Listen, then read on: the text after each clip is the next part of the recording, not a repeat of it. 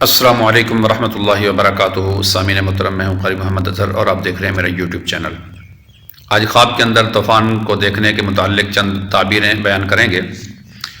سب سے پہلے یہ سمجھیں کہ طوفان زندگی کے اندر اس کی کوئی اچھی علامت نہیں سمجھی جاتی، لیکن چند تعبیریں ایسی ہیں اس کی کہ جو بہتری کی علامت سمجھی جاتے ہیں خواب کے اندر۔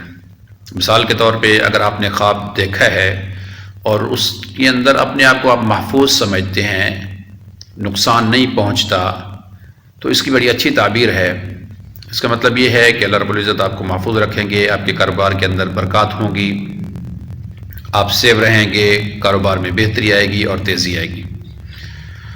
اور اگر آپ نے خواب کے اندر دیکھا ہے کہ طوفان آیا ہے، آپ ذکر اذکار کے اندر لگ جاتے ہیں، کلمہ پڑھنا شروع کر جاتے ہیں، قرآن پاک کی تلاوت کرنا شروع کر دیتے ہیں، مسجد کی طرف جاتے ہیں، اللہ سے استغفار کرنا شروع کر دیتے ہیں، اللہ سے دعائیں مانگنا شروع کر دیتے ہیں، اللہ سے تعلق بڑھانا شروع کر دیتے ہیں، تو اس کی بڑی اچھی تعبیر ہے کہ اللہ رب العزت آپ کو دنیا کے اندر اپنا قرب نصیب کریں گے۔ اللہ رب العزت دین کا کام آپ سے لیں گے، آپ کے دل کے اندر دین کی محبت آئے گی۔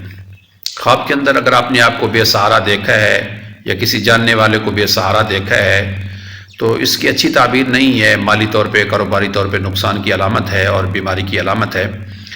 اگر خواب کے اندر آپ نے دیکھا ہے کہ طوفان بہت تیز ہے، اس میں درخت اکھڑ رہے ہیں، جڑیں اکھڑ رہی ہیں، درخت گر رہے ہیں بہت زیادہ، تو یہ وہاں کا جو علاقہ ہے اس کی فصل کے اوپر اس کا انحصار ہے، یعنی فصل وہ کمزور ہوگی، درخت کمزور ہوں گے۔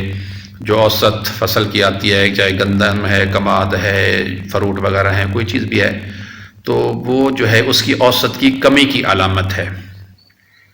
اور اگر آپ نے خواب دیکھا ہے طوفان ہے، وہاں سے آپ بچ نکلنے میں کامیاب ہوتے ہیں، کسی اونچے پہاڑ میں چڑھ جاتے ہیں، تو یہ بھی بہتری کی علامت ہے۔ اللہ رب العزت آپ کے کاروبار کے اندر برکات عطا فرمائیں گے اور آنے والی مصیبتیں پریشانیاں اللہ رب العزت ان سے آپ کو نجات عطا فرمائیں گے۔ اگر کسی بیماری کے اندر مبتلا ہیں تو اللہ رب العزت اس بیماری سے آپ کو نجات دیں گے۔ سیلاب اپنا طوفان کے اندر اپنے آپ کو محفوظ سمجھنا، اللہ کی طرف سے تعلق نصیب ہونا، اللہ کا ذکر و اذکار کرنا، اس کی بڑی اچھی تعبیریں ہیں۔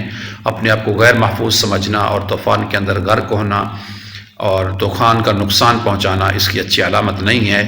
اگر یہ میری ویڈیو اچھی لگے تو مجھے ضرور سپورٹ کریں۔ ملتے ہیں انشاءاللہ اگلی ویڈیو کے ساتھ۔ السلام علیکم ورحمۃ اللہ وبرکاتہ۔